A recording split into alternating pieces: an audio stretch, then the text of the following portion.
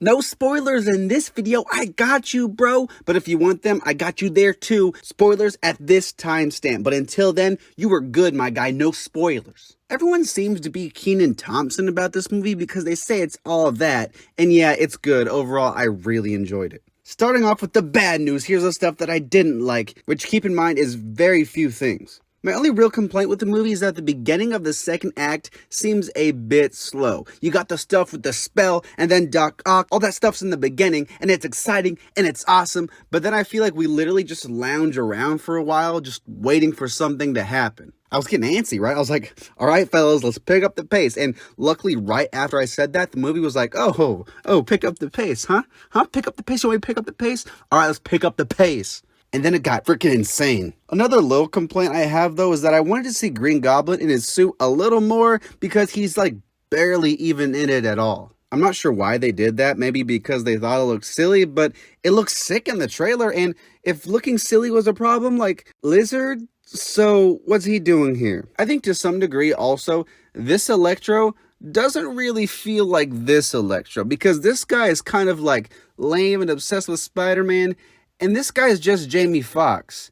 So, what's going on there? That's it though, all of my complaints. Let's talk about all the good non-spoiler stuff, and there's tons of it. If you watched my tier list video the other day, I said that while I've always enjoyed Tom Holland's Spider-Man, I've never really been like dazzled by him, you know? Until today. He's great in that blip scene from Infinity War, but there's moments in this movie, like multiple moments, where he does even better than that. I was also pleasantly surprised by the amount of Doctor Strange we got in this movie because I really didn't expect to see him that much. This sequence right here in the mirror dimension, it's freaking awesome, like visually and just overall the whole scene's great. John Watts does phenomenal in this whole movie. I think the movie is really good at maintaining the tone of the last two Spider-Man movies while still finding ways to fit in darker moments and still have them feel natural. Doc Ock is amazing in this movie, all the villains are great, but Green Goblin is the standout by far. Willem Dafoe is as good as ever, and I like that this is the character we all know and love, but we see a new side of him, and I really like that. He's a scary villain, and I hope we get to see him again to some capacity, whether it's...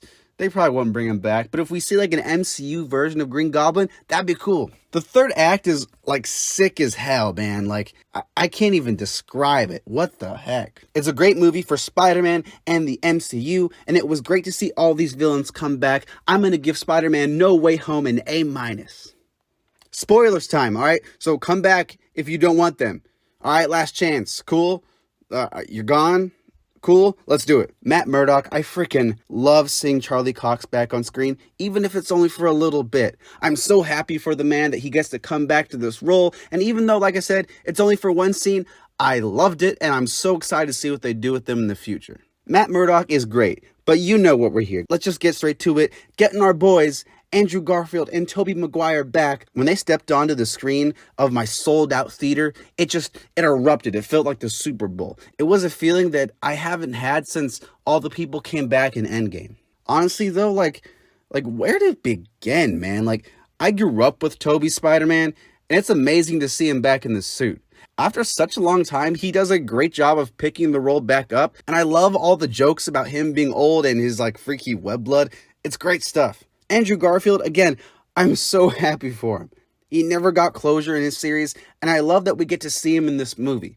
The scene of him catching MJ, dude, like, I can't even begin to describe that moment. When I saw Amazing Spider-Man 2 in theaters, I was crushed and heartbroken and just, I wanted to do what Gwen did because I was so sad. But this moment when Andrew catches MJ, man, I freaking love movies. Just like Tobey, he picks up the role so well, and he's as funny and witty as he's ever been. The back and forth between the three are amazing, and the whole ending sequence when they're all fighting together, it's fantastic. The ending I have mixed feelings about, and I really hope Tom Holland doesn't exit the MCU quite yet, because I really want to see how everyone forgetting him affects him as a character. Also, I didn't say it in the non-spoiler part, but Zendaya and Jacob Batalon, they're awesome too. I love that group dynamic. I love that Spider-Man has a team. I've loved it in the past two movies, and I love it here too. It's even better. One last complaint though, what's up with Venom being in the universe for only 60 seconds? It makes sense because he's a good guy, and how and why would he fight Peter, but still I'm kind of disappointed. And why did he even come in the first place? Does he even know who Peter is? Does he know Peter Parker's Spider-Man? I feel like at the end of Venom Let There Be Carnage, I was so excited and so hyped, and now he's gone.